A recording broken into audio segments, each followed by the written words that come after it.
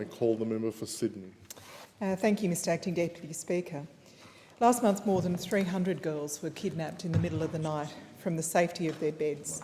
Nearly all of them are still missing, and this week we saw a video from Boko Haram, their captors, showing 77 of the girls in a frightened group. Some parents were able to identify their daughters in that group, and I can only imagine the anger and pain that they suffered. Perhaps the only people suffering more are the parents who couldn't see their daughters in the group, wondering what's happened to them. Defending the right of girls to an education is a responsibility for us, not an aspiration. Keeping girls in school leads to happier and healthier families, fairer and more equal societies, and more prosperous economies. It's good for the girls as individuals, and it's good for all of us, for their families and their countries. In developing countries, one extra year of primary school boosts a girl's future wage 10 to 20%, and an extra year of secondary school increases that earning potential by 15 to 25%. Each additional year of female education reduces child mortality by 18 in every 1,000 births. 65 million girls are not in school worldwide. 31 million of those girls are of primary school age, and 17 million are expected never to attend school. The Australian Aid Program has been working successfully to reduce that number. Aid keeps more girls in school, it improves maternal health, it reduces domestic violence. The Australian Aid Program has made a very real and measurable impact on the lives of women and girls.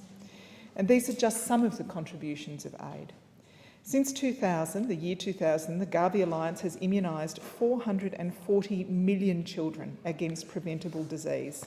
The Global Fund has provided 6.1 million people with antiretroviral therapy and detected and treated 11.2 million cases of tuberculosis.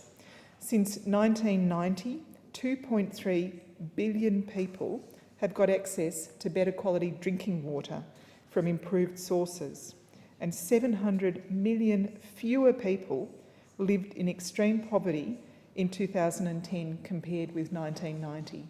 So for all those people who say, what's the point? Aid doesn't work. Remember that figure, 700 million fewer people lived in extreme poverty in 2010 compared to 1990. These achievements are not accidental. They have been driven by the Millennium Development Goals.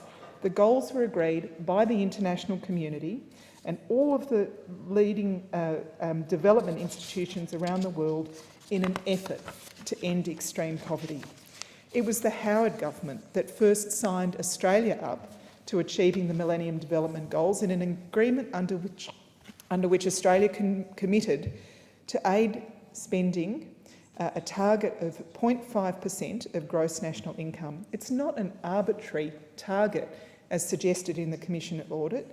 It's an international commitment signed up to by the Howard government with bipartisan support from Labor, guided by the OECD and the United Nations, and agreed to by all of the world's leaders.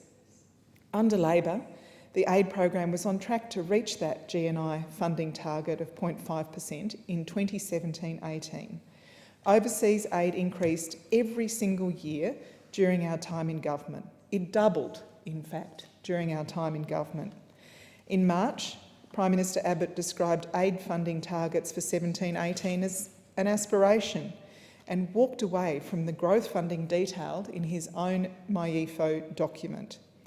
And following his $7.6 billion cut to aid in this budget, the foreign aid budget will decline from 0.33% of GNI in the current financial year to 0.29% in 2017-18. It will fall.